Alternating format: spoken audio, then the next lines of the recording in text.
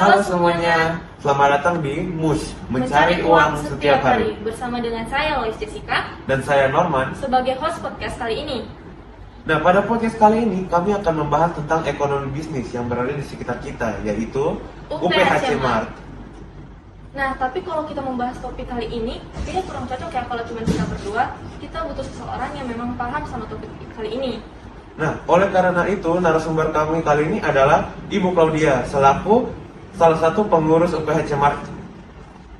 Nah, tanpa berlama-lama lagi, mari kita berbisnis. Halo Bu Claudia. Bu Claudia ini kan sebagai pengurus UPHC Mart ya Bu. Mungkin belum banyak yang tahu. Kapan sih UPHC Mart pertama kali dibuka?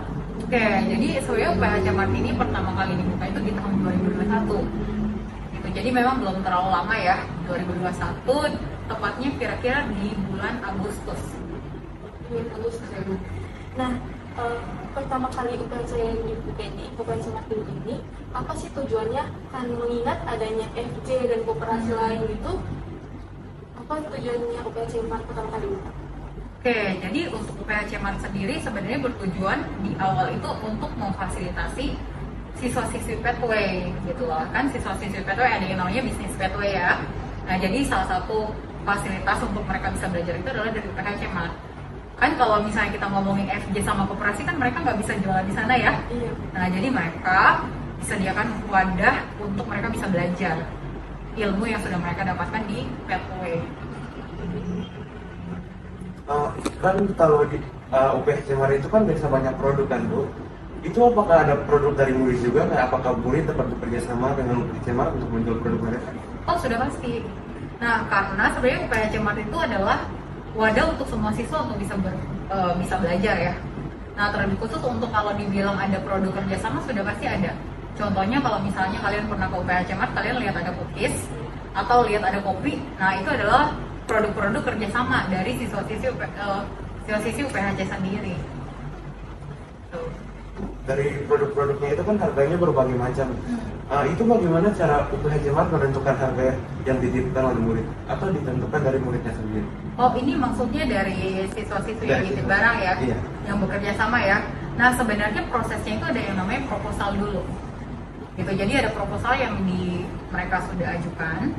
Nah, jadi nanti kita menentukan harganya itu adalah mereka yang tentukan, tapi nanti kita akan hitung bagaimana presentasi pembagian keuntungan. Gitu sih. Nah, untuk bagaimana cara UPHC Mart membagi pendapatannya dengan penjual-penjual yang memberikan produknya tersebut? Nah, ini kurang lebih seperti yang saya tadi sampaikan ya. Jadi sebenarnya di dalam proposal itu udah tertulis. Nah, jadi berapapun yang mereka ajukan, jadi nanti kita akan diskusikan bareng-bareng apakah pembagian keuntungannya itu udah sesuai. Jadi tidak merugikan satu pihak atau hanya menguntungkan satu pihak lainnya. Itu sih, jadi ada pembagian berapa persen dari total penjualannya mereka. Jadi saling menguntungkan satu sama Iya lain. dong. Nah, kalau boleh tahu lagi Bu, kayak dalam satu hari itu di UPHC Mart, waktu yang paling ramai gitu, itu kapan ya? Yang paling ramai sepertinya siswa-siswi juga bisa jawab sebenarnya ya. Karena yang paling ramai sudah pasti di waktu mereka kosong. Artinya di mana? Pada saat lunch time, di pagi hari, ya sebelum mulai pembelajaran, dan waktu break time. Nah, di situ tuh waktu ramai untuk siswa-siswi ini bisa datang untuk melakukan pembelajaran di sana. Sepengetahuan kami itu biasanya murid yang mengawasi UPHC Mart. Itu kenapa harus murid yang mengawasinya, mengingat kewajiban seorang murid itu adalah belajar? Oke, yang pertama-tama belajar itu bukan berarti cuma di ruangan kelas saja ya. Nah, seperti yang saya udah sampaikan tadi di awal, ini memfasilitasi mereka belajar untuk mengembangkan. Jadi jangan sampai mereka itu dapat teori di dalam kelas tapi nggak bisa prakteknya. Nah, justru mereka itu pada saat berjualan seperti itu, mereka lagi belajar mempraktekkan apa yang mereka sudah dapatkan di dalam pembelajaran pathway-nya mereka. Gitu. Jadi kalau ditanya kenapa harus mereka yang mengerjakan, karena mereka yang lagi belajar, iya kan? Gitu. Kalau begitu Bu, apakah kan seperti tadi awalnya untuk bisnis pathway ya Bu? Kalau seandainya ada murid lain seperti kayak seandainya kami ingin menjadi kayak terlibat dalam kegiatan ini? Apakah bisa? Oke, nah sejauh ini kalau misalnya bisa dilihat kepanitiaan dari UPH Cemart sendiri sebenarnya sudah beragam. Maksudnya ada siswa yang memang bukan PTW juga, tapi itu dibatasin untuk siswa bisnis dan accounting. Karena memang sesuai dengan jurusan yang mereka ya. Jadi artinya mereka punya ketertarikan di bidang bisnis gitu. Jadi kita memang lebih fokus kepada siswa-siswi ini sih.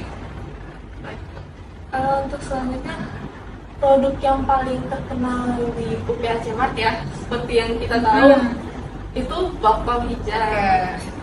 Nah, bakpao hijau sendiri, apa sih yang membuat murid-murid itu jadi tiba-tiba semuanya yang terkenal di UPH Cemart itu bakpao hijau saja gitu? Sebenarnya mungkin bukan yang terkenalnya itu cuman produk itu aja ya, cuman mungkin itu dia sudah melegenda. Artinya sebelum kamu berdua ini juga masuk di UPHC, itu bakpao itu udah ada. Bahkan sebelum saya kerja di sini itu bakpao udah ada, gitu loh. Jadi mungkin dia paling dikenal karena dia udah paling lama ada di sini, gitu kan. Walaupun dulu memang bukan UPHC Mart yang pegang, gitu kan. Nah, jadi kalau dibilang kenapa itu paling laris gitu ya, yang pertama rasanya enak, gitu kan. Rasanya enak, harganya murah, dan mengenyangkan gitu loh. Udah murah, rasanya enak, tapi juga mengenyangkan gitu. Jadi ya orang pasti mau beli ya. Bakpao hijau itu sepengetahuan kami itu sebelum kami juga masuk ke UPH ini harganya 4.000, tapi sekarang sudah naik menjadi 8.000. Itu kira-kira apa yang menjadi penyebab? Oke, itu 4.000 itu saya pun waktu ketika saya masuk di sini itu harganya 6.000 ya. Jadi 4.000 itu udah zaman kapan gitu kan? Artinya sebenarnya bukan cuma bakpao hijau aja. Kalau kita melihat dari sisi harga barang, itu pasti ada yang namanya kenaikan. Akibat bisa jadi karena inflasi juga kan. Jadi harga bahan baku juga naik. Kalau harga bahan bakunya naik, otomatis dari harga barang yang dijual pun pasti akan mengalami kenaikan. Apalagi kita ngomongin bukan cuma jangka waktu 1 tahun ya, 4.000 jadi 8.000 ya. Tapi itu udah bertahun-tahun. Nah, jadi kenapa kenaikan harga? Yang pasti adanya kenaikan bahan baku juga. Berkaitan dengan permintaan. Kan berdasarkan hukum ekonomi begitu ya. Kalau misalnya ada permintaan yang banyak, tapi sedangkan yang ditawarkan itu sedikit, berarti akan berdampak sama kenaikan harga. Yang ditawarkan segini, tapi ternyata yang diminta itu lebih banyak. Bayangkan misalnya anak UPH Cemart itu menjual bakpao itu harganya sebanyak 100 pieces. Padahal siswa-siswa di UPH College itu lebih banyak, 1000-an. Itu kan lebih dikit ya. Nah, itu juga bisa mengalami salah satu dampak daripada kenaikan harga. Nah, untuk secara umum ya, UPH Cemart ini kayak dalam melihat bagaimananya UPH Cemart ini sangat ramai ya Bu. Dalam tiap harinya, secara barang secara keseluruhannya, kira-kira pendapatan bersih untuk UPH Cemartnya sendiri ini berapa sekitar? Oke. Nah, mungkin saya bukan bilang pendapatan bersihnya ya, tapi mungkin lebih kepada omset. Nah, omsetnya kurang lebih kalau seminggu itu sekitar 5 juta. Ya, ini omset ya. Omset itu berarti masih kotor ya, belum dikurangi dengan modal segala macam ya. Jadi kurang lebih omsetnya itu bisa jadi lebih daripada itu, bisa jadi kurang daripada itu. Tapi kira-kira sekitar 5 juta. Nah, mengingat itu Bu, seandainya ada event-event seperti bazar kemarin-kemarin itu, Betul. kira-kira berpengaruh nggak ya sama hasil dari UPH? Oh iya, sudah pasti ya, sudah pasti berpengaruh. Karena apa? Banyak juga siswa-siswa yang penasaran kan dengan bazar ya. Nah, makanya di saat itu juga akan berpengaruh nggak dengan penjualan UPH Cemart? Sudah pasti. Karena banyak anak-anak juga yang ke bazar. Tapi kalau dibilang pada hari itu penjualannya dikit, nggak dikit juga ya. Tapi kalau dibilang berpengaruh ya pasti berpengaruh. Baik Bu, pertanyaan terakhir untuk menutupi sesi podcast Ya. kami hari ini. Apa pesan dan harapan Ibu terhadap siswa-siswi yang berkontribusi dalam kegiatan penjualan ataupun pembagian di UPH Cemart?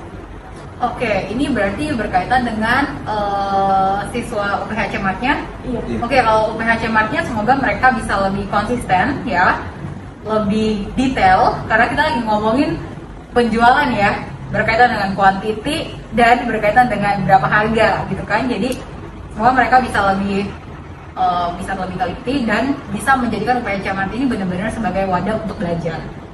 Karena jangan sampai kalau udah ada wadahnya tapi kita nggak maksimalin, itu sayang banget kan ya. Jadi untuk anak UPH Cemar, semoga wadah yang udah diberikan oleh sekolah ini bisa dimaksimalkan dengan baik. Baik, terima kasih untuk Mbak Claudia sudah menjadi narasumber kita pada podcast kali ini. Sekian dari kami, terima kasih.